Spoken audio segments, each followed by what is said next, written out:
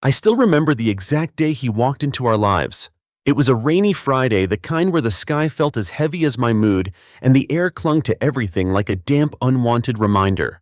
My mom had called earlier, her voice unusually bright, telling me to be home for dinner. She mentioned a guest, but I had no idea she meant a long-term one. When I stepped into our small apartment, I immediately felt the change. The living room, usually cluttered with my books and her knitting projects, looked staged. The coffee table, always piled with my textbooks, had been wiped clean, the old floral vase in the center filled with fresh lilies. It smelled different too, like expensive cologne, the kind that tries too hard to assert itself. "Sweetie, this is Tom," my mom said, her eyes a little too wide, her smile a little too forced. She was gripping his arm like it was a lifeline. Tom was tall, broad-shouldered, with a jawline sharp enough to cut glass and a grin that felt a shade too confident.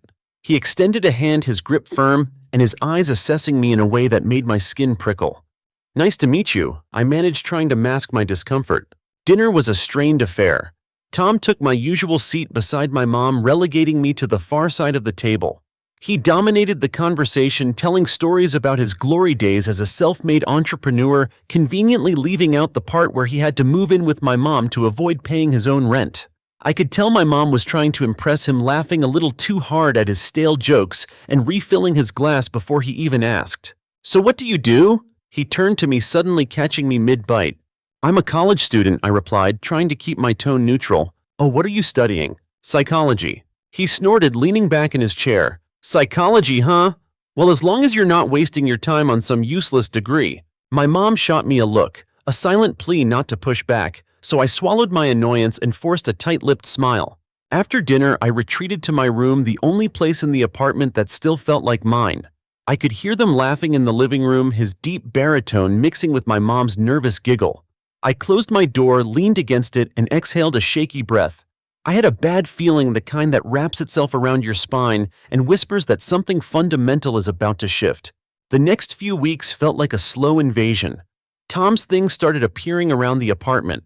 His jacket draped over the back of my mom's chair, his toothbrush beside hers, his boots by the front door tracking in mud that I was somehow always the one to clean up. Then came the small intrusions. The way he'd sit in my dad's old armchair, a relic my mom swore she'd never let anyone else use. The way he'd change the TV channel without asking, even if I was halfway through a movie. It didn't take long before he started making little comments, subtle jabs that felt like pinpricks. "You're still in your room. You should really get out more. Your mom worries about you, you know. Maybe if you helped out a bit more around here." I'd bite my tongue, reminding myself that this was just a phase.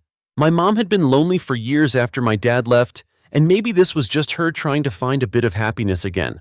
I told myself I could tolerate it for her sake. But it got harder. He started acting like he owned the place, like I was the guest. He'd leave his dishes in the sink, grunt for a beer from the couch, and make passive-aggressive comments about how kids these days had it too easy. He even complained about my music being too loud, despite it being my room and my headphones. The first real blow came one Sunday morning. I had planned a quiet breakfast with my mom, something we used to do every week. Just the two of us talking about my classes and her knitting projects. But when I came out of my room, Tom was already sitting in my spot at the kitchen table, his coffee mug resting on the quilted placemat I'd made for my mom's birthday 2 years ago. "Morning, kid," he said, not bothering to look up from his phone. I shot my mom a confused glance, but she just gave me a tight smile, her eyes flicking nervously between us. I poured myself a cup of coffee and leaned against the counter, feeling like a stranger in my own home. I waited for my mom to start the usual small talk, but she stayed silent, her attention firmly on her half-empty plate. The rest of the morning passed in uncomfortable silence, my mom and Tom exchanging inside jokes while I sipped my now cold coffee, my stomach twisting with a mix of anger and disbelief. I knew then that this wasn't just a phase. Tom wasn't just passing through, he was planting roots, and my mom was letting him. That night, as I lay in bed staring at the cracks in my ceiling, I realized something. I was slowly being erased from my own life. I just didn't know how bad it would get. The slow unraveling of my relationship with my mother started long before Tom arrived, but his presence pulled the final thread. I used to think of my mom as my best friend. We'd always been close, especially after my dad left. She was the one who stayed up late helping me with science projects, who cheered the loudest at my dance recitals, and who wiped my tears when I got my first heartbreak. But Tom changed all that. He filled the gaps in her life with his booming laughter and oversized personality, leaving me to fill the silence. It started small, like a series of tiny cracks in a foundation. My mom would cancel our movie nights because Tom had made other plans for them. She stopped asking about my classes, stopped teasing me about my latest crush, and stopped listening when I tried to share a funny story from my day. One evening, I came home late from the library. The living room lights were off, but I could hear the faint hum of the TV. I pushed the door open carefully, trying not to make a sound, but the old hinges creaked, betraying me. "Oh, it's just you," Tom's voice grumbled from the couch, his shadowy figure sprawled across it like a king on a throne. My mom's smaller frame was curled up beside him, her head resting on his shoulder. She glanced up, her face partially lit by the blue glow of the screen, but she didn't say anything. I mumbled a quick goodnight and made a beeline for my room, my heart heavier than my backpack. I had barely closed the door behind me when I heard Tom's voice, low but sharp. "She's gotta grow up sometime," he said, his voice carrying through the thin walls. "You're not doing her any favors treating her like a kid." I pressed my ear to the door, my pulse quickening. "She's just adjusting, my mom," replied her voice small and hesitant.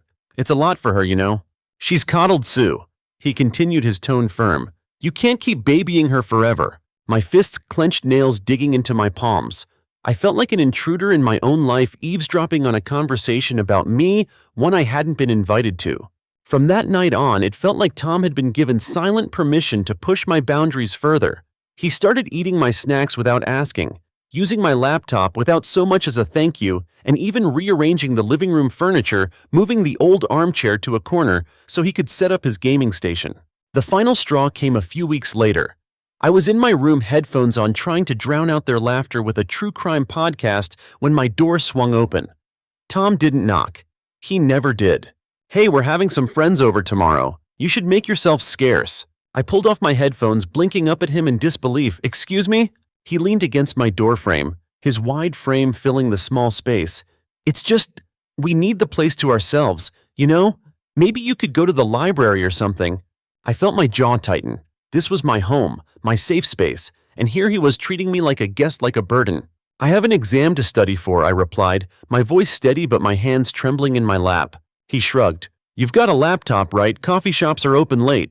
I wanted to yell, to shove him out of my room, to demand that he remember whose name was on the lease, or at least who had lived here first.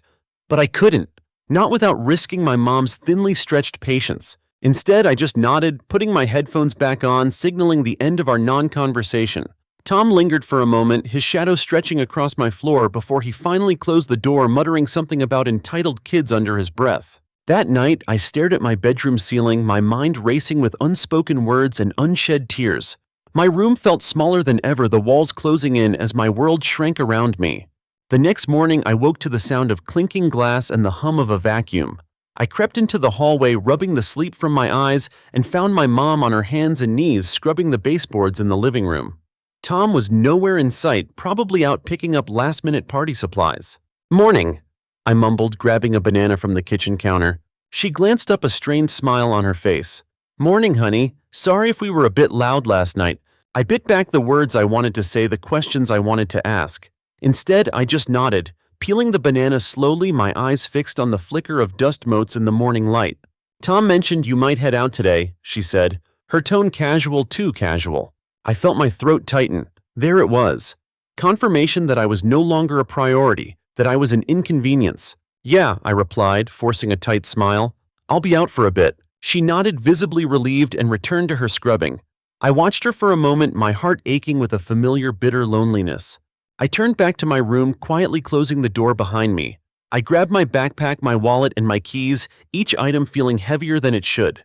I was losing my mother one small betrayal at a time, but the worst was yet to come. It all came crashing down on a rainy Tuesday. I had been dragging myself through midterms, my brain foggy from too many late-night study sessions and cheap caffeine-fueled energy shots.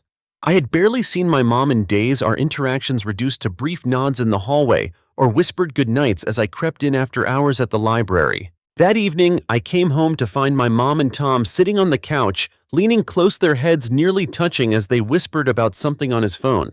My mom looked up as I walked in, her eyes catching mine for just a second before flicking back to the screen. "Hey," I said, my voice small and tired. Tom barely looked up. My mom offered a weak, distracted smile. I felt like a ghost, like my presence barely registered anymore. I tried to brush it off, reminding myself that finals were just around the corner and I didn't have the energy for a confrontation, but something felt off. I dumped my bag in my room and grabbed a glass of water, leaning against the kitchen counter, listening to the low hum of their conversation through the thin walls. I couldn't make out the words, but the tone felt secretive, conspiratorial. As I poured myself another glass, I noticed the mail pile on the counter, the stack my mom used to meticulously sort every evening. I rifled through it, my fingers brushing against crisp envelopes and glossy flyers, and then I saw it. An envelope with my name on it tucked under a thick packet of Tom's junk mail. The return address was from my college. My heart skipped a beat. I had been waiting for this, the results of my financial aid application. I tore it open, my fingers trembling, eyes scanning the dense text, but as I read the words, my stomach dropped. Dear student, we regret to inform you that your financial aid has been suspended due to a reported change in household income. I read the line twice, my mind refusing to accept the words. A change in household income.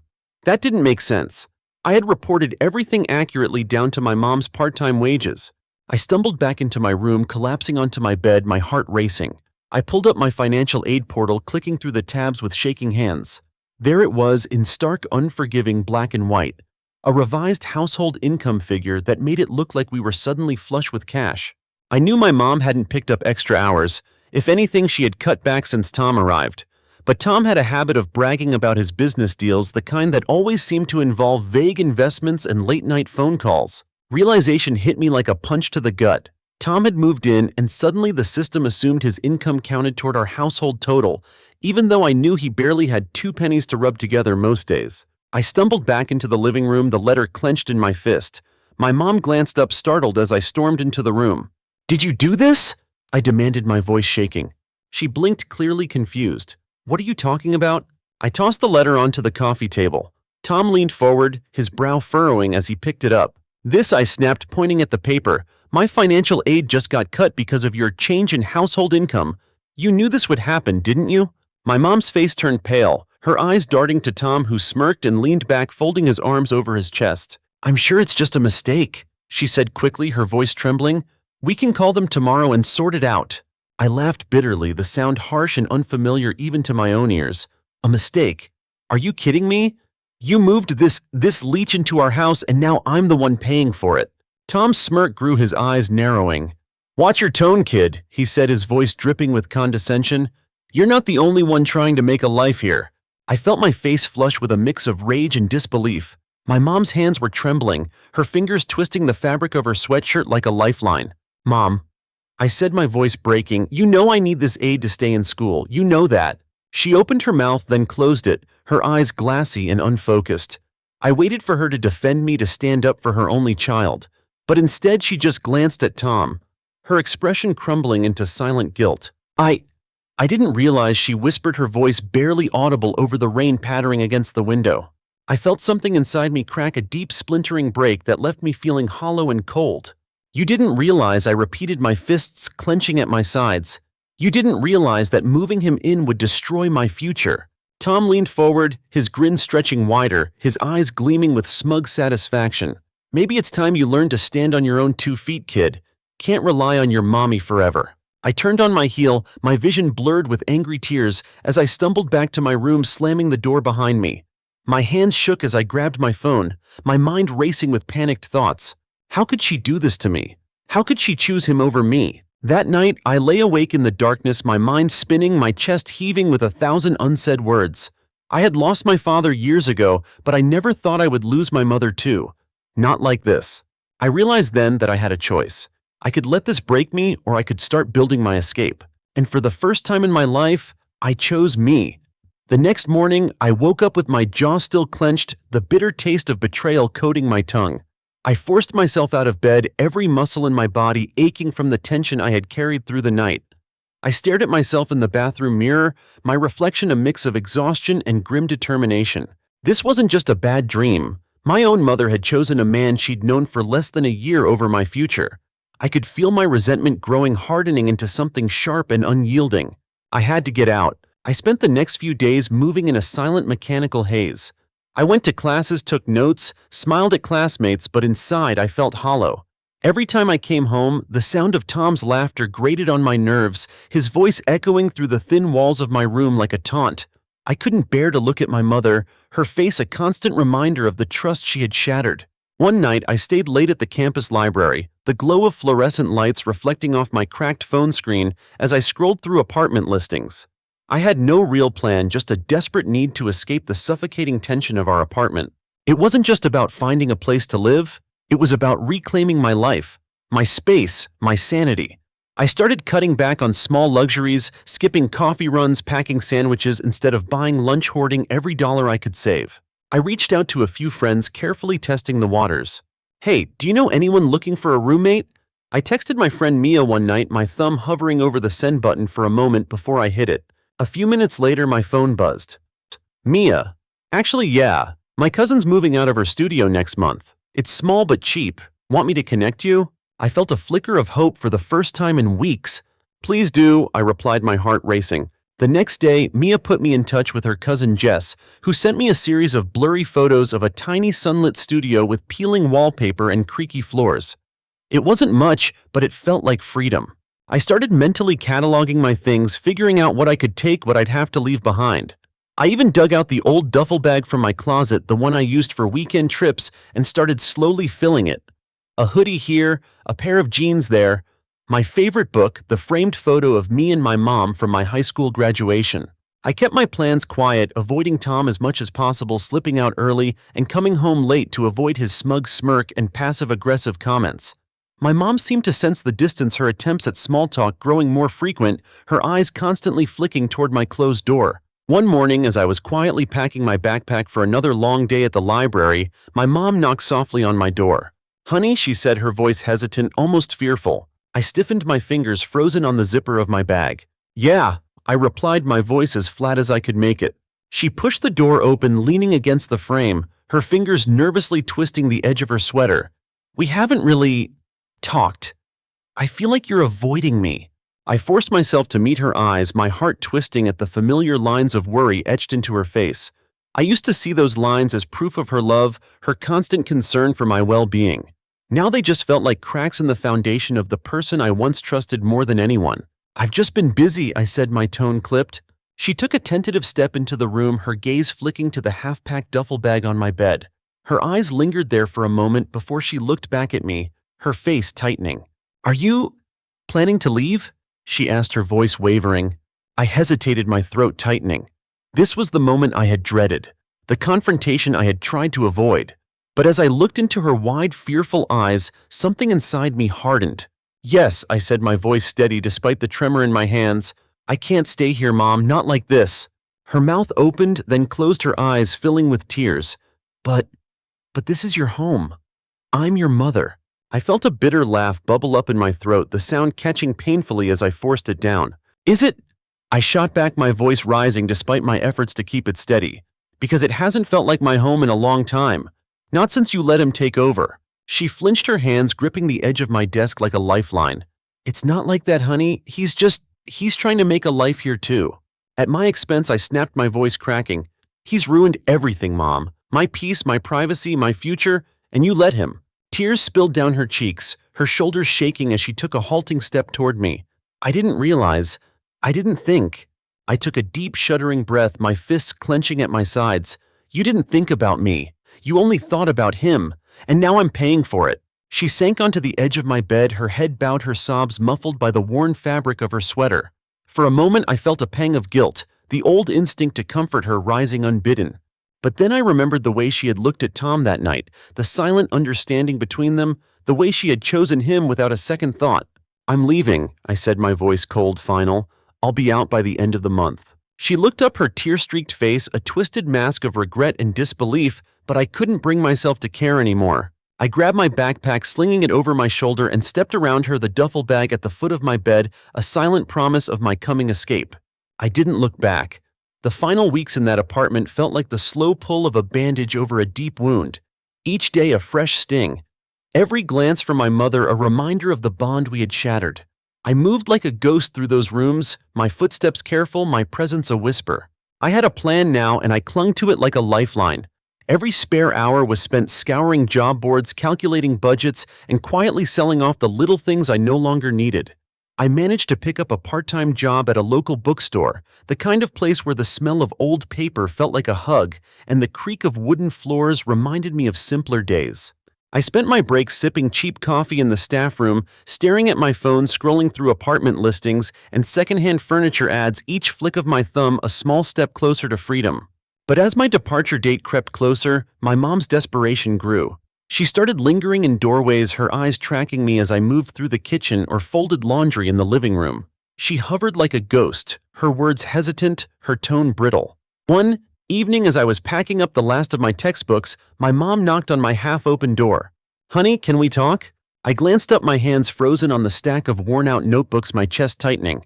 I forced a neutral expression, swallowing the bitterness that had settled like a stone in my throat. "Sure," I replied, my voice flat. She stepped into the room, her arms wrapped tightly around herself, her eyes flicking nervously to the packed duffel bag in the corner. She hesitated, her mouth opening and closing as if the words were stuck, her thoughts tangled in the web of choices she had made. I don't want you to leave like this," she whispered, her eyes shining with unshed tears. "You're my baby. I never wanted things to end up like this." I felt a sharp pang in my chest, a deep aching pull that threatened to unravel my carefully constructed walls. But I forced myself to stay calm, my fingers gripping the edge of my desk until my knuckles turned white. "Then why did you let it?" I asked, my voice steady but low, each word a carefully measured blow. "Why did you choose him over me?" She flinched, her face crumpling, her shoulders sagging as if the weight of my question had struck a physical blow. "It's not that simple," she stammered, her voice cracking. I didn't want to lose you, but I didn't want to be alone either." I felt my jaw tighten, a bitter taste rising in my throat. "So you chose him. You chose the man who pushed me out of my own home, who destroyed my future without a second thought." She took a shaky step forward, her hands reaching for me, her fingers trembling. "Please, honey, I'm sorry. I didn't realize how much this was hurting you. I thought we could all make it work." I took a step back, putting the width of my tiny room between us, my heart pounding in my ears. "Make it work?" I scoffed, my voice rising despite my best efforts to stay calm. "You let him erase me from this house, from your life. You let him steal my future, and now you want me to just, what? Forget it." She opened her mouth, her eyes wide with panic, but no words came out. "I'm done, Mom," I said, my voice shaking. "I can't do this anymore. I can't keep pretending that I matter to you when every choice you make says otherwise." Her face crumpled, tears streaming down her cheeks, her hands shaking as she reached for me again. "Please," she whispered, her voice breaking. "Don't go. I'll talk to him. We can fix this. I'll make him leave if that's what it takes." I felt my heart twist, a tiny traitorous part of me wanting to believe her, to drop my bags and fall into her arms like I had so many times before. But I couldn't. The damage was too deep, the cracks too wide. "It's too late," I whispered, my voice thick with unshed tears. "I've already found a place. I'm moving out tomorrow." She let out a strangled sob, her hands falling to her sides, her body trembling with the force of her grief. I forced myself to look away, my eyes landing on the worn framed photo on my desk. The one of us at my high school graduation, her arms wrapped tightly around me, her smile bright and proud. I felt a fresh wave of grief crash over me, the final shattering of the bond we had once shared.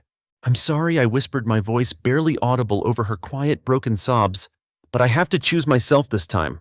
I turned back to my duffel bag, my fingers trembling as I zipped it closed, the sound loud and final in the thick, suffocating silence of my room. I didn't look up as I slung the bag over my shoulder, my heart pounding, my breath coming in short, shallow bursts. I pushed past her, my shoulder brushing hers as I stepped into the hallway, the creak of the old wooden floorboards, a cruel echo of the countless nights I had spent tiptoeing through this house, my presence a silent, unspoken apology. I paused at the front door, my hand hovering over the doorknob, my heart a tangled knot of grief and rage. I took a deep, shuddering breath, my eyes burning with unshed tears, then turned the knob and stepped out into the cool night air. I didn't look back. The first night in my new studio apartment was a mix of fear and fragile hope. I sat on the creaky second-hand futon I had dragged up 2 flights of stairs with the help of Jess, my new neighbor and unofficial guide to budget living. The walls were bare, the corners still clinging to the musty scent of old paint and forgotten tenants, but it was mine. I had nothing but the duffel bag at my feet and a single cardboard box filled with the remnants of my old life. A few books, my laptop, some clothes, and the framed graduation photo of me and my mom. I set the picture on the cracked windowsill, the glass smudged from years of neglect, and forced myself to smile. For the first time in months, I felt a strange quiet peace. No more tense silences, no more passive-aggressive comments from Tom, no more walking on eggshells around my own mother. That first night, I slept on the bare futon, my head resting on my folded hoodie, the city sounds filtering in through the thin single-pane windows. It wasn't much, but it felt like freedom. The next few weeks were a blur of early shifts at the bookstore and late nights poring over my textbooks, trying to catch up on the classes I had nearly flunked in the chaos of my last semester. I found a rhythm, a new normal, filling my tiny apartment with the smell of cheap ramen and the muffled sounds of my favorite podcasts. I even started decorating, slowly transforming the once drab, forgotten space into a reflection of the person I was trying to become, someone independent, strong, and no longer defined by the choices of others. But every now and then, in the quiet hours of the morning or the long, lonely evenings, I felt the familiar pang of loss, the echo of my mother's voice still haunting the corners of my mind. I would stare at that framed graduation photo on my windowsill, the glass reflecting the flicker of city lights, and feel the ache of the family I had walked away from. Then one chilly November morning, my phone buzzed as I was wrapping my scarf around my neck, ready to brave the bitter wind outside. I glanced at the screen, my heart dropping as I saw my mother's name flash across the screen. For a moment I hesitated, my thumb hovering over the glowing rectangle, my heart a tangled knot of dread and longing. I took a deep breath, steeling myself, and opened the message. "Mom, I'm sorry, I miss you. Please come home." My hands shook as I read the words, my breath catching in my throat. The plea was simple, almost painfully, so each word a fresh-cut reopening wounds I had worked so hard to heal. For a brief, foolish moment, I imagined myself walking back into that old apartment, my mom's arms around me, the sharp scent of her lavender lotion filling my senses. The past few months erased like a bad dream. But then I remembered the way she had looked at Tom that night, the silent betrayal in her eyes, the way she had chosen him over me without a second thought. I felt my jaw tighten, a wave of fresh resolve washing over me. I typed a single line in response, my fingers trembling as I hit send. "Me, I'm doing fine. Please respect my choice." I stared at the screen, watching as the message marked itself as delivered, the tiny check mark, a cold digital echo of the emotional distance I had forced between us. I took a deep, shuddering breath, tucking my phone into my pocket as I opened my apartment door and stepped out into the crisp autumn air. The city roared around me, the sounds of engines and hurried footsteps, a comforting chaos, a reminder that I was no longer trapped in that stifling, suffocating apartment. I pulled my scarf tighter around my neck, my breath misting in the cold, my steps quick and determined as I headed toward the bus stop. As I boarded the crowded bus, my heart still pounding from the brief but shattering text exchange, I found myself staring out the fogged-up window, my reflection ghostly and unfamiliar. I was no longer the scared, uncertain girl who had hesitated in that cramped bedroom, her life packed into a single duffel bag. I had chosen myself, and for the first time in a long time, I felt the quiet, fragile stirrings of pride. As the bus rumbled down the uneven city streets, I let my head rest against the cold glass, my eyes drifting shut as the vibrations lulled me into a strange, exhausted calm. I had walked away and I hadn't looked back. And maybe, just maybe, that was enough. Story 2, the photo. My stepdaughter Taylor in her graduation gown, flanked by her biological mother and her father, my husband Devin. I wasn't in the picture, not a frame, not a foot, not even a blurred elbow. I knew why. I was there. I helped her pick out that exact shade of lipstick. I ironed her gown. I stood next to her as they took those photos. Then she posted that version of her perfect family and I had been digitally erased. I stared at her screen. "I raised you," I whispered. "For 13 years. And this is how you repay me." Taylor didn't even look up. We didn't have space for everyone. Not even space, just deletion. I walked away before my mouth said something I'd regret. But in truth, that moment was just the last slice. The whole cake had been rotting for a while. Let me backtrack. I met Devin when I was 30. A divorced dad with full custody of a quiet, awkward 7-year-old girl. He told me Taylor's mother Alana wasn't in the picture. That she'd left when Taylor was 5, only checking in for birthdays and guilt trips. I didn't plan on being a parent, but something about that little girl tugged at me. She asked me once during my second visit, "Do people stay?" I knelt beside her and said, "I'm not people, I'm Ellie." And I stayed, for everything. First period, first recital, first heartbreak. I was the one up at 2 a.m. when she had the flu. I was the one who filled out her college apps while Devin watched sports. I did it all because I loved her, even though she wasn't mine by blood. The warning signs were slow. When Taylor was 14, she started calling me Ellie again instead of Mom.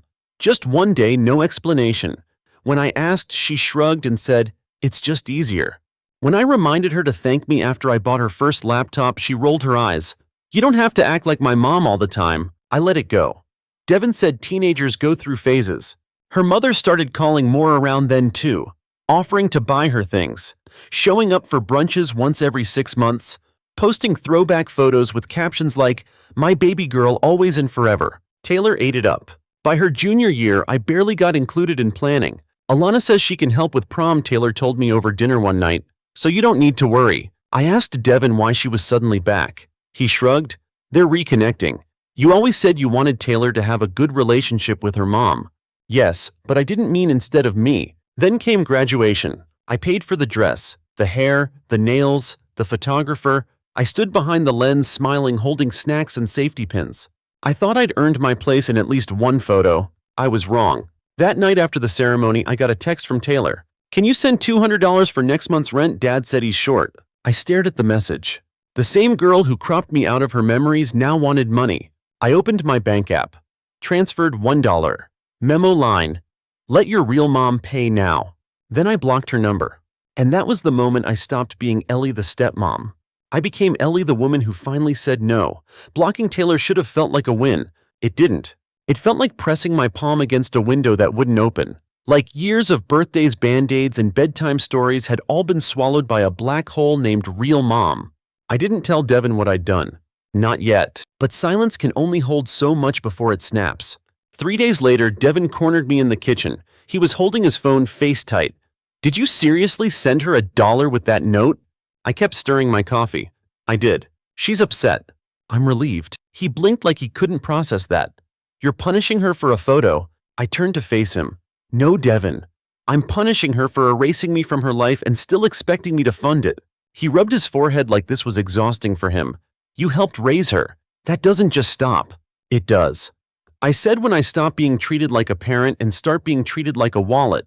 His silence. That was the most honest he'd ever been. Later that night, Taylor's mother called. "Yes, Alana, the woman who dipped out for over a decade and came back just in time for photos and likes." "Hi, Ellie," she said like we were old friends. "Taylor's really hurt. She says you're making her feel abandoned." I almost laughed. "Abandoned? Like how you did for the first 10 years of her life." She paused, then used the voice people reserve for angry dogs and ticking bombs. "Look, I'm just trying to de-escalate things." "You can start by paying her rent," I said flatly. She tried to sigh dramatically, but it sounded more like she was choking on entitlement. "You always needed to be the hero. Maybe this is good for you." Click. I didn't even respond, but the hits kept coming. 2 days after the phone call, my friend Jen sent me a message. "Is this about you?" Attached was a screenshot of Taylor's Instagram story. Imagine being raised by someone who only gave to feel important, and when you don't need them anymore, they punish you for growing up. Underneath it was a crying selfie. Caption: "Namard step-parent. Trauma has had healing through hurt." That post got over 3,000 likes. She made me a villain. The woman who fed her, clothed her, taught her how to drive. The one who stayed when her mom didn't. I read every comment like a fresh bruise. Some people only love you when you're small enough to control. Stepmoms always think they deserve medals for doing the bare minimum. Ugh, toxic vibes. Stay strong, queen. I wasn't just erased now. I was rebranded. But it got worse. Someone sent me a GoFundMe link. Taylor's name was on it, so was mine. Title: "Escaping. Toxic step-parent abuse. Goal: $5,000. Raised $1,700 in 2 days." Description: a carefully worded hit piece. I was raised by someone who constantly used money to manipulate me, who punished me when I reconnected with my real family. I need help to move out and heal. I went cold. There it was. My legacy rewritten into a villain origin story. All the holidays, the sacrifices, the stomach knots from working overtime so she could go on school trips. Reduced to this. I didn't message her. I didn't defend myself online. But I saved everything. Screenshots, receipts, emails, even a voice memo she left me at 15 after her mom forgot her birthday again. "You're the only one who ever shows up. I wish you were my real mom." Yeah, I kept that one. The final straw came when I checked the GoFundMe again and saw something that made my chest hollow out. A donation. From Devin. 500. His comment. "We support you always, sweetheart. Keep shining." That was it. No defense of me, no hesitation, just choosing her story without even asking mine. That night I packed a bag. I didn't scream, I didn't even cry. I just sat on our shared bed and whispered to the dark room I stayed too long. The next morning I went to the bank, closed the joint account, opened a new one in my name, transferred every dollar I'd earned, canceled the emergency credit card Devin always forgot to pay. Then I called a lawyer. "I want out," I said. "I'm not taking this emotional hostage routine anymore." He didn't blink. "Custody." "No kids," I said, "not anymore." Devin showed up at my office later that week. No warning. He looked tired, like betrayal was a hangover. "We need to talk." I stood calm as I've ever been. "We don't." "You didn't have to make this public," he snapped. "I didn't," I said. "Your daughter did." He reached for my arm. I stepped back. "She's hurting." "And I'm healing," I said. That shut him up. He left. I didn't watch him go. The GoFundMe slowed down after that. People started asking questions. Someone shared my side anonymously along with screenshots of text messages where Taylor called me mom for years. Then came the Reddit thread. Stepdaughter trashes stepmom who raised her. Internet reacts. Thousands of comments. Most brutal one. You can't Photoshop someone out of your past and expect them to keep paying for your future. I wanted to kiss that commenter. That weekend I moved out, rented a small apartment near the coast. White walls, quiet nights, a patio with room for plants and peace. I left Devin a note.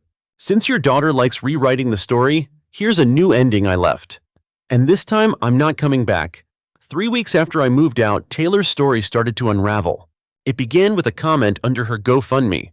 "Interesting that the woman you claim abused you was listed as your emergency contact last semester. Weird flex." Then another. "Didn't she pay for your car, your prom, your rent last year?" And then screenshots. Someone dug up her old posts, photos of birthday dinners, captions like "best bonus mom ever and wouldn't be here without her." The internet noticed. So did her donors. Within days, the GoFundMe dried up. Donations reversed. Someone even reported it for fraud. Taylor tried to delete it, but it was too late. People had receipts, and they were angry. I didn't post anything, not a tweet, not a note. I just watched the tide turn from the safety of my new apartment. And quietly I was gathering my own files just in case. Because I had a feeling the worst wasn't over. I was right. A letter arrived by certified mail. A notice from Taylor's lawyer. She was suing me. Claim emotional distress caused by parental overreach, coercion, and retaliatory financial abandonment. I read it twice before laughing so hard I scared my neighbor's dog. This girl wanted to sue the person who bought her toothpaste and paid for therapy. Retaliatory financial abandonment. I wasn't a bank. I was a human being. A woman who gave until there was nothing left. And now she wanted compensation for me leaving. No, not this time. I went straight to my lawyer, dropped the envelope on his desk. "Let's respond." He leaned back. "Do you want to settle or counter?" I smiled. "Neither. I want to expose." We built our case like an archive of invisible labor. Every Venmo, every medical copay, every camp registration and college deposit, all with my name on it. We pulled school records where I was listed as guardian. We printed out texts, birthday cards, emails, teacher confirmations, her old thank you notes. And the cherry on top? A voice message from Taylor, age 16, crying after her mom bailed again. "You're the only real parent I've ever had. I don't say it enough, but I love you. Thank you for never leaving." Yeah, that one made me cry again, but this time with clarity, not grief. It had been real once, and now it was over. Taylor's lawyer dropped the case 2 weeks later. I found out through a short email. "My client has decided not to proceed with litigation. Please consider the matter closed." It wasn't an apology, but it was enough. And just when I thought that would be the end, she posted again. A photo of herself in yoga pants drinking matcha captioned, "Some people build stories around being the victim. I build peace from the ruins. Healing, era, truth will shine." I watched from a burner account, rolled my eyes, and logged off. But I wasn't done. Something in me needed one last act of closure. Not for revenge, for documentation. So I did what she'd been too arrogant to expect. I posted my own story. A single image, a printed receipt stack totaling $47,800 in expenses over the last 10 years. A photo of our old fridge with her artwork and sticky notes. A close-up of the necklace I gave her when she said she wanted to be a writer. Caption: You wanted receipts? Here they are. This is what unpaid motherhood looks like. You cropped me out. Now pay your own rent. I didn't tag her, I didn't name names, but the message hit harder than a name drop ever could. It went viral in under 24 hours. The comments rolled in. This is what real step-parenting looks like. Thank you for saying what so many of us feel. Not petty, precise. You weren't erased, you were documented. I cried reading them, not because I was sad, because I felt seen. For the first time in 13 years, people saw me as more than support. They saw me as real. Then came the ripple effect. A former teacher of Taylor's messaged me. Just wanted to say, I remember who filled out the forms, who picked her up. It was you. An old neighbor messaged next. You were always outside with her. Bike rides, soccer drop-offs. I never saw the mom. Even Taylor's ex-boyfriend sent a DM. Saw what happened. Just know I always knew you were the real one. It hit me harder than I expected. Because after all those years of being invisible, my absence was finally being noticed. And that was its own kind of justice. As for Devin, he tried to call. I let it ring. He sent an email a week later. Can we talk? I didn't handle things well. I responded with 2 sentences. You didn't stand beside me when it mattered, so now I stand alone. And then I blocked him. No drama, no performance, just a clean cut. Taylor's spiral continued. The scholarship she had through her college gone. Someone had sent them a copy of the lawsuit filing and the GoFundMe story. Turns out filing false claims for financial gain doesn't sit well with academic ethics boards. She dropped out. Moved back in with Alana, who from what I hear lasted exactly 3 weeks before asking her to contribute to the household. Poetic. Me. I used the money I once poured into rent and gas and clothes to book a solo trip to the Pacific Northwest. I hiked a trail I'd dreamed about for years, but never had the time or energy for. I watched the sunset alone from a mountaintop and whispered to myself, you're not their mother anymore. You're yours. The first morning I truly felt free, I didn't even recognize it. I made coffee in a kitchen that didn't carry anyone's silence but mine.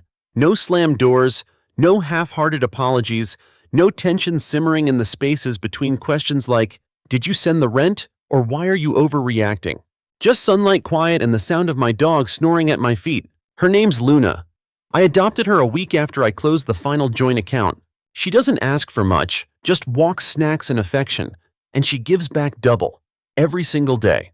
The first time she laid her head on my lap, something inside me melted. She didn't need me to prove I was enough. She just decided I was. That was all I ever wanted, really. To matter, without having to audition for it. Sometimes I still wonder how it all unraveled so fast. 13 years of invisible work gone with 1 Instagram post and 3 words, she's my real mom. But if I'm honest, the foundation had been cracking long before that. Taylor never had to cut me out, because truthfully, I was never fully in. I was always in the background. Supporting cast, bonus parent, step in when it was convenient, cut out when it wasn't. She got the love. I took the responsibility. And when she didn't need what I gave anymore, I stopped being useful. So I stopped being included. People still ask me if I regret loving her, if I regret everything I did. The short answer, no. The longer one, I don't regret loving her. I regret losing myself in the process. I regret making myself small just to fit into a space she hadn't even left room for. I regret thinking that love alone would make me undeniable. But now, I love differently. I love with boundaries, with clarity, with awareness. And I save the deepest parts of me for people who don't flinch when I ask to be seen. It's been almost a year since I left. No calls from Devin, no updates from Taylor, not even a birthday text. At first it stung, like being erased all over again. But eventually the absence became its own gift. Silence is how you know you finally removed yourself from a role you were never cast in properly. You stop performing. You start living. I moved to a smaller coastal town, one with bookstores and tea shops and people who smile at you like it's second nature. I started volunteering at a nonprofit for women navigating blended families. Turns out I'm not alone. So many of us step into motherhood sideways through marriage, circumstance, or choice. And when the world doesn't call us real, we start to believe we aren't. But we are. We're the ones showing up, loving through silence, giving without promise, raising kids who might never call us mom unless it benefits them. We're real, even when they crop us out. One day at the center, a young woman approached me after a workshop. She had tired eyes and a knot in her voice. My stepson hasn't spoken to me in 6 months. He said I was never really his parent. I'm still paying off the hospital bill from when I took him to the ER at 2 a.m. last year. Does it ever not hurt? I looked at her. Saw pieces of myself 5 years ago. 10. Yesterday. So I said this. It won't stop hurting all at once, but one day it'll hurt less than your silence. And that's when you'll know you've turned a corner. She nodded. She didn't cry. Neither did I. That was growth for both of us. As for Taylor, I heard she bounced between jobs, lost the scholarship, dropped out, tried moving back in with Alana, but that only lasted a few months. Apparently, Alana likes the idea of parenting more than the practice. Poetic. I don't gloat, I don't wish her harm, but I don't rescue her anymore either. Let the people she called her real family carry her this time. Let them discover what I carried quietly for over a decade. Let them see that love is not built on blood or posts, but on the days you show up without being asked. A few weeks ago, I got a letter. Handwritten. No return address, but I knew the handwriting the second I saw it. It was short. You were more of a mom than I ever admitted. I was angry and dumb and ungrateful. I'm sorry. I don't expect you to forgive me, but I needed to say it. I read it twice, then folded it neatly, slid it into the back of a drawer. I didn't frame it. I didn't cry. I didn't write back. Because that letter wasn't for healing the past. It was just confirmation that I hadn't imagined it. That the love was real even if it wasn't returned in the end. People assume closure is a conversation, a hug, a shared tearful apology. Sometimes it is, but sometimes, closure is a sealed envelope in a drawer you no longer open. I live simply now. I hike. I read, I sleep through the night. When people ask if I have kids, I say once. They usually don't ask more, and I don't offer, because being her mother was a season, not a title. And that season taught me everything I needed to know about love limits and letting go. So if you're reading this wondering if it's okay to walk away from a bond you built with your whole heart, yes, it is. If you're wondering whether you're cruel for needing space from people who only call when they want something, you're not. And if you're asking whether the things you did, the tears you wiped, the bills you paid, the years you gave still mattered, even though they never said thank you, they did. They always will. Because real mothers aren't always born through bloodlines. Sometimes they're forged in silence, in the school pickup line, in the emergency room waiting chair, in the late-night reheated dinner waiting for a child who never once said I love you without needing something after. We're real, even if they never post the pictures. And as for me, I don't wait for photos anymore. I don't need proof, because I know who I was, and I know who I am now, free, whole, still loving but no longer bleeding for it. Story 3, that's what my mother said. On my birthday. No cake, no card. Just that one sentence wrapped in a chuckle and served over grilled chicken like it was a joke. I laughed too, because if I didn't, I might have cried. That night, I paid off their property tax, my dad's medical bill, and wired my sister Ellie $1 and $200 for a career retreat that I knew damn well was just another weekend at Lake Tahoe with her MLM squad. And when I got home alone, I opened a beer, stared at the ceiling, and whispered something I hadn't said out loud in years. This is not love. It started subtly like it always does. At first it felt like being helpful, like being the good son. You know the script, oldest child, steady income. No DUIs, didn't get anyone pregnant in high school. My reward, responsibility. Every time Ellie messed up, I was the backup. Every time dad forgot a bill, I caught it. Every time mom needed a favor, it came with a $sign.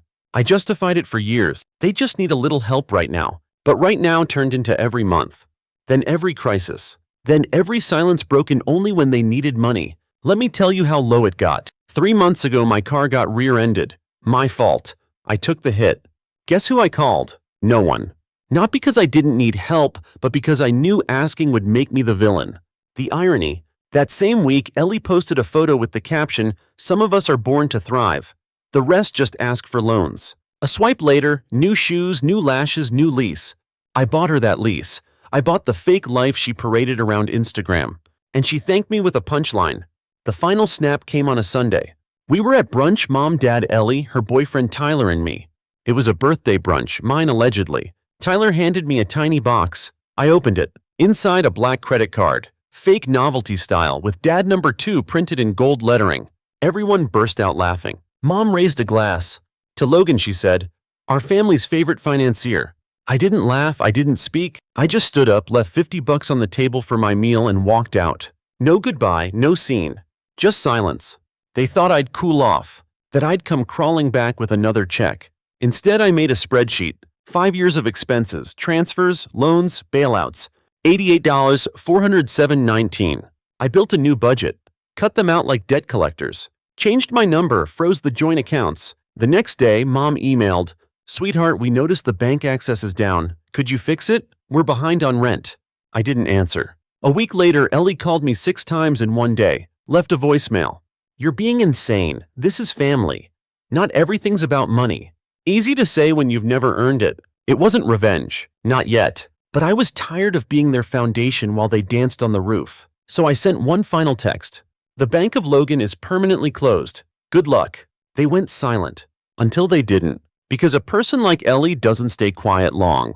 And when I got the wedding invitation, that's when the game really started. The wedding invitation arrived 2 weeks later. Cream envelope. Gold embossing. Calligraphy so try-hard it looked like it was printed by a sorority fever dream. "You are cordially invited to the union of Ellie and Tyler." No +1, no mention of my name on the envelope. Just Logan B. Not brother of the bride, not family. Just a guest. Inside was a note handwritten. "Hope you can make it. We'd love your support emotionally and maybe even financially. You've always been so generous. XO, Ellie." I stared at it for a full minute. Then I smiled. I didn't respond. I didn't need to. They'd already written the ending for me. Ellie was always the golden child, the sunbeam in a bottle, the one who tripped through life while people like me were forced to clean up her mess. She wanted a wedding. I'd give her one to remember. Let's rewind. 3 months before the invite, Ellie called sobbing. "Tyler's business is struggling," she said. "We just need a bridge loan, just enough to get through this month." I wired her $5,000 that night. Because I was still stupid. Because I still wanted to believe she'd change. A week later, she posted a TikTok from a rooftop bar, captioned, "We grind, we shine." That same bar. They charged $28 for a cocktail. I checked. So when the wedding invite came, when she had the gall to ask for more something in, me clicked. Not out of anger, out of opportunity. I called a friend. Kyle. Runs a boutique entertainment company. Specializes in corporate stunts. Immersive performance art. You know the kind of stuff startups hire to make their brand retreats feel like Coachella. I told him I had a special event. Family wedding, I said. Bride's a narcissist. I want to sponsor dessert. He paused. What kind of dessert? I grinned. The unforgettable kind. The wedding was held at a vineyard estate an hour outside the city. Ellie posted nonstop in the weeks leading up. Bride mode. Activated. Shh, don't tell my dietitian about the cake tasting. Manifesting a magical day and generous guests. I didn't RSVP. I didn't text. But I did make a few calls. One to the bakery confirming I'd be covering the cost of the main wedding cake. Another to Kyle confirming the talent had been briefed. And one to a courier service scheduling a very specific delivery for the morning of the ceremony. I wasn't there for the vows. But I've seen the footage. Tyler looked like a man being held at emotional gunpoint. Ellie looked radiant, sure-filtered, contoured, and soaked in a level of delusion I could only admire from a safe distance. Everything was perfect, until the cake rolled out. 7 tiers. Ivory fondant, gold leaf, custom sugar flowers, initials carved in the top in edible diamonds E and T. Guests clapped, phones came out. A server wheeled it to the center. Ellie beamed. Tyler hovered behind her glassy-eyed. And then, boom. The 3rd tier caved slightly. Crack. The top began to wobble. And from inside the cake emerged a woman in a full tuxedo holding a mic. Gasps. Then silence. She wasn't a clown. She was better. She looked straight at Ellie and said, "Hi, I'm Logan's final installment." Here's what she said word for word. "This cake was brought to you by 5 years of unpaid debt, 0 gratitude, and one man who finally decided enough was enough. Ellie, you asked for unforgettable. This is your sponsor's farewell gift. May your marriage last longer than your payment plans." She bowed, blew a kiss, and walked off stage as dry ice hissed in her wake. The guests froze. Tyler blinked like he was watching a car crash in slow motion. My parents. They were too stunned to speak. I know this because my cousin Haley filmed the whole thing and posted it in her group chat before the cake even hit the floor. The fallout was instant. Ellie texted me 32 times that night. "What did you do? You ruined my wedding.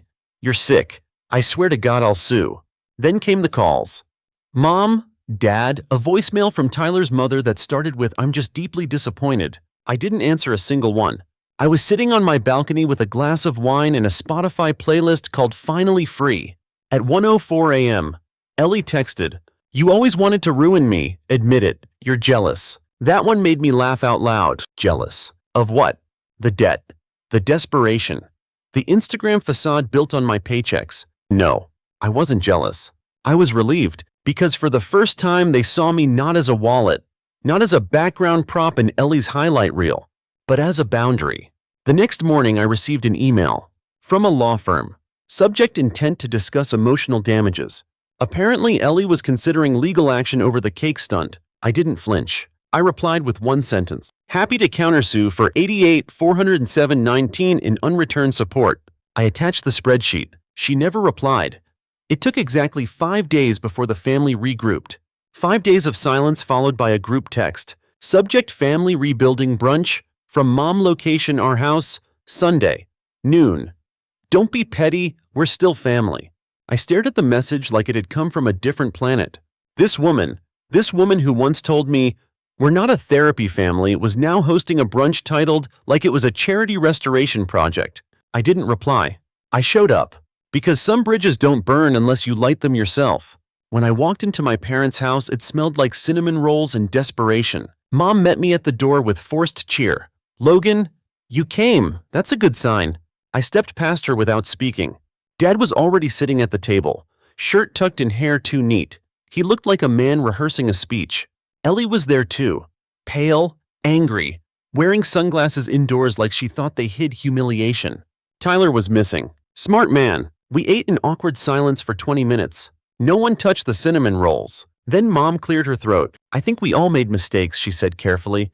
"But this doesn't have to tear us apart." Ellie scoffed. "He humiliated me. At my wedding. That's not a mistake. That's targeted psychological warfare." I sipped my coffee. "Actually," I said calmly, "it was a custom performance art piece. And technically, I only paid for the cake." Ellie exploded. "You're twisted. You've always resented me." I didn't respond. Because she was wrong. I didn't resent her. I resented the fact that my parents made her entitlement my responsibility. Dad finally spoke. "You made your point," he said. "Now it's time to move forward." I tilted my head. Move forward to what? To forgiveness, Mom jumped in. To rebuilding trust. To being a real family again. I reached into my bag and pulled out a folder. The same one from before, neatly labeled. "Here's what moving forward looks like," I said. 3 payment plans, one for each of them. Ellie $38,000, Mom $26,400, Dad $24,000. Due in quarterly installments. Beginning next month. You could have heard a pin drop. "Is this a joke?" Mom whispered. "Nope," I said. "This is closure." Ellie stood up. "You're insane." I looked her dead in the eye. "And you're bankrupt. Financially and emotionally." Dad tried to shift gears. "You can't put a price on family." I nodded. "Exactly. Which is why this is strictly business now." Then I pulled out my phone. Also, I added, unlocking the screen, "You might want to know I've removed myself from the joint account you've been pulling from for the last 7 years. Mom turned white. I kept going. "And canceled the emergency credit line attached to my name, the one you opened to cover Ellie's failed boutique." Ellie gasped. I looked at her. "I suggest you start using your married name. Maybe Tyler's family hasn't been bled dry yet." I stood up to leave. Mom's voice cracked. "You'd really do this to us?" I turned back. "You did this to yourselves. I just finally stopped cleaning it up." And with that, I walked out. For the first time, I didn't look back. The next few weeks were quiet, which was new. My phone didn't light up with guilt texts, no voicemails, no emergencies, just silence. It was eerie and peaceful. I started sleeping better, cooking more, reading again. I went to the gym, not to punish myself, just to move. For once, my life felt mine. But the silence didn't last. One night, I got a call from an unknown number. I let it go to voicemail. When I checked it, I nearly dropped my phone. It was Tyler. "Hey Logan, I know I'm probably the last person you want to hear from, but can we talk?" His voice was flat, not angry, just tired. I called him back. He answered on the first ring. We met at a park downtown. No coffee shops, no public scenes, just a bench under a tree. He looked worse than I expected. Not sick, just drained. Like a man whose illusions had finally collapsed. "I left her," he said without preamble. I nodded. "Took you long enough." He laughed, a dry, bitter sound. "I thought I could fix her," he said.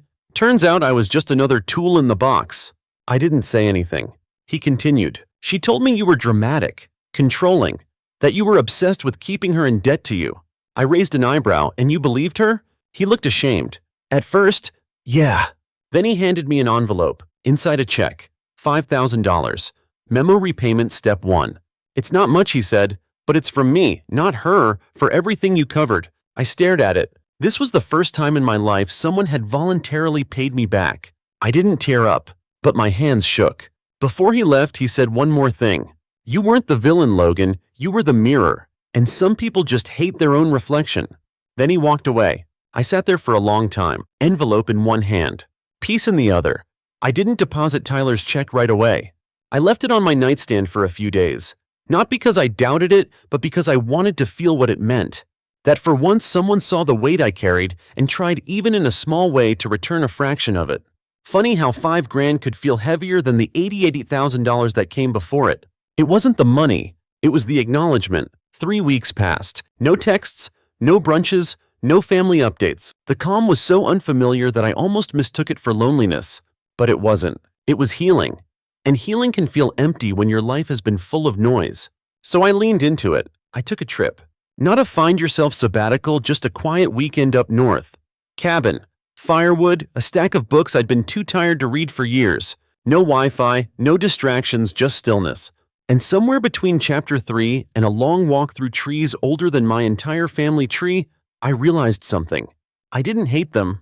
I just finally accepted they were never going to change. And I wasn't going to bleed myself dry trying to teach them how to care. When I got back, a letter was waiting. Not an email, a real letter. Envelope, stamp, loopy cursive. From Mom. Of course. I opened it slowly. Inside was a check. $2. Memo line to start making things right.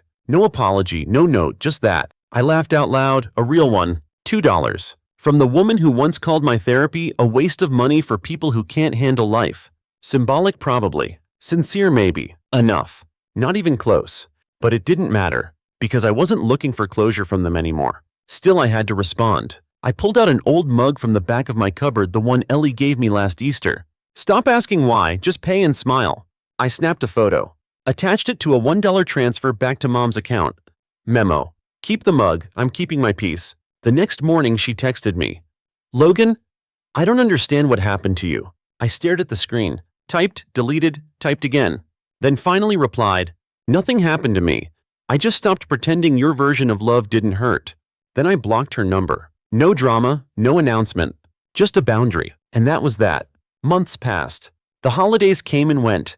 No invitations, no accusations, no passive-aggressive Christmas cards with underhanded jokes written in glitter. I cooked my own dinner, bought myself a gift, lit a candle. For the first time in my adult life, I spent a holiday alone and wasn't miserable. Because I finally understood what alone meant. It didn't mean unloved. It meant unburdened. Ellie tried one last time. A single text on New Year's Eve. 2023 was hard for all of us. Maybe next year we can talk. I didn't reply. I opened my notes app, added her number to the block list, and wrote one final line underneath. Some people don't deserve a version of you that's easy to forgive. Then I closed the app, poured a glass of wine, and watched fireworks by myself. Here's what no one tells you about choosing peace over people. It's lonely at first. You'll doubt yourself. You'll replay every moment wondering if you could have handled it softer, smarter, more gracefully. But then one day you'll wake up and realize your body doesn't tense when your phone rings. Your breathing doesn't hitch at the sight of an unknown number. Your mind isn't running financial gymnastics before bed. And that's when it hits you. You didn't lose a family. You lost the performance. It's been 6 months. I moved to a new apartment. No traces of the past, no hand-me-down furniture from Mom, no sentimental photos that always made me feel like a guest in my own life.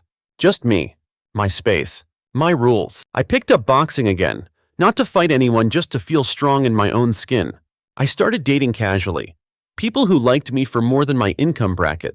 And slowly I built something resembling a life.